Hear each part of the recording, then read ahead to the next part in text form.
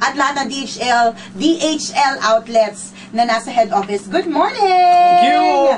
Pwede pa tayo sagot ng tanong? Pwede naman, di ba? Magandang morning, Nicole Lial and Chris Super. Married na ako for 14 years with 3 kids.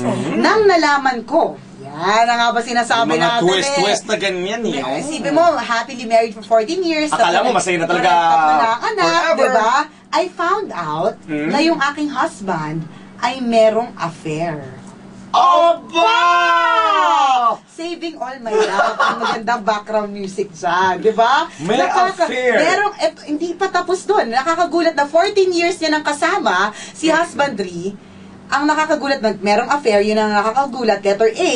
Letter B. Ang family friend, ang kanyang kalaguyo. Aba! So, ibig sabihin nun, kakilala din, nung nag-text sa atin, kakilala din, nung asawa. Letter A, nagka-affair. Hindi nagkakalayo ang kanilang mga bakuran. Oo, letter B, family friend. And letter C, 18 years old. Aba! Kasi naman, kabisyo, kung magkakaroon ka ng kaibigan, wag yung batang maganda. Siguro doon, wala kung magkakaroon kayo ng kaibigan, dapat yung medyo pangit. Ipagpalagay na natin mahigit 40 na si lalaki. Oo, kasi, hindi. 14 years na eh. I think mga 52 yan. Kasi fine, mga 45. Mga 40. Kailangan fair tayo, fair. 40. Sige, 40.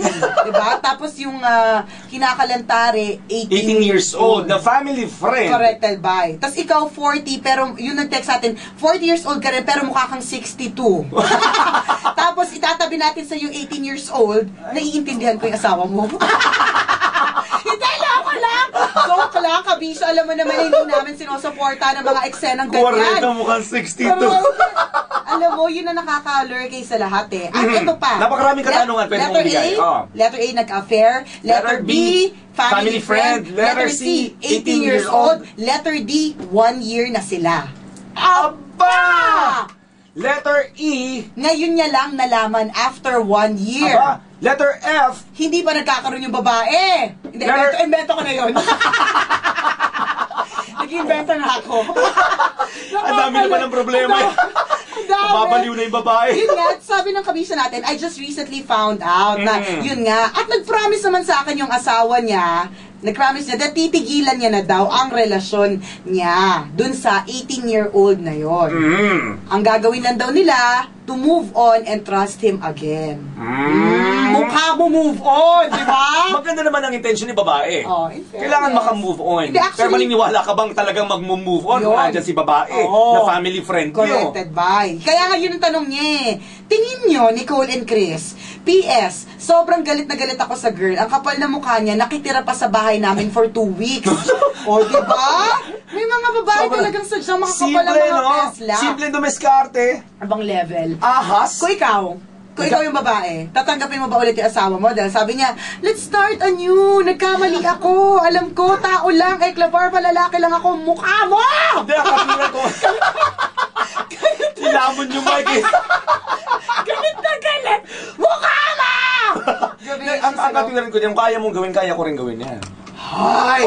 Gantihan lang. Nakakuha ka ng 18-year-old na babae. Tingnan mo! Ang aking kalaguyo, 13 years old. Lalaki, hindi pa tuli.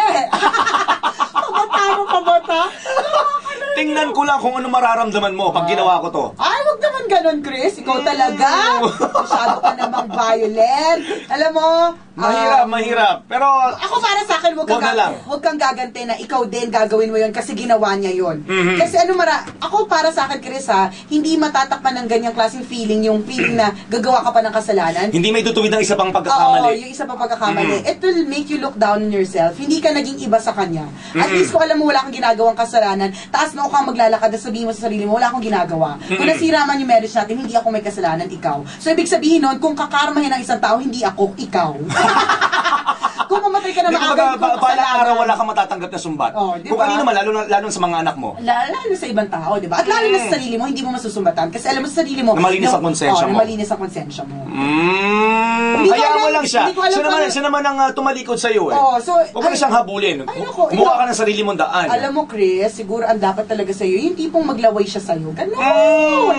Minsan labas ka, ang suot mo, One piece. Suntan lotion lang. Wow! 40 years old na mukha 62, paglabas sa bahay, naka-suntan lotion lang. Sagwa yata ng ganong klase. Lalo kayo wala ng asawa mo pag gano'n. Kayo ng bonggacious. Hindi ko alam kung ano sabihin ko sa'yo, but alam mo, kaya mong sindakin yung babae, yung 18 years old. Kung talaga, kung kaya mong, kung gusto mong ipagtanggol pa sila, kung gusto mong habulin pa sila lalaki, kung gusto mo talagang sigurado titigilan na nila lalaki si babae, kailangan mawala na talaga yun sa feeling mo. Sindakin mo si babae 18 years old. O di naman kaya. Kaya yan, bata pa yan. Dahil malandi, di ba? Pakilala mo sa mga kumpare mo, mga matatanda rin. Sabihin niya to, 18 years old, naghahanap ng boyfriend, kinakalantari yung asawa ko eh. Di ba? Ganun lang kasi. Kaibiganin mo, gawin mo negosyo, dali mo sa recto. Yan! Meron ka na. May commission ka pa. Corrected ba?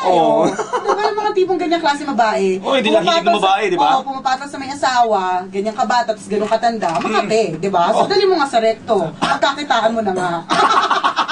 Nangangailangan yan, pang tuition, pang load, allowance. Kalurky. Hindi, alam mo naman ang tama at mali, kaibigan. Chris, talaga, yan ang pinaka-fear ko sa lahat. Yung halimbawa, happily married ka na, tapos gwapo yung pangasawa mo, tapos may in love sa isang medyo bata, tapos wala kang magawa kundi masaktan. Ay, pero isang bagay din na natutunan ko sa buhay, kapag ikaw daw ay namomroblema, kapag nalilito ka sa mga pagkakataong ikaw ay binagsakan ng mundo, parang ganon, sundin mo lang yung puso mo, parang ganon. Talaga? Saan kang magiging masaya? Gusto ko masaya ako, sundin ko lang. Pero kailangan mo din pag-isipan kahit papaano. Bakit saan ka ba masaya? Yun lang. Tama. Yun naman yung magsasatisfy sa sarili mo, di ba? Pero pag-isipan mo rin kahit papaano. But, katulad na lagi namin sinasabi na walang matatapakang tao. Iba. Ganun lang yun, Kabiso. Kalurky, no? Dami mga kwento ng iba't ibang tao. Iba't iba. Dual ang kwento ng buhay. Naman. May nakakatuwa, may nakaka-excite. May malungkot. May masaya. Diba? Parang katulad rin ng my phone natin. Diba? Dual active SIM siya, diba? Ganda na segue. Corrected pa rin. Galing natin mag-endorse. In fairness talaga. Dual active SIM po ang aming my phone. Ito ang ginagamit ng tambalang pinapakita po namin ngayon sa 88tv.com. Ang aking pong my phone is color red. Yung kay Chris po ay color green.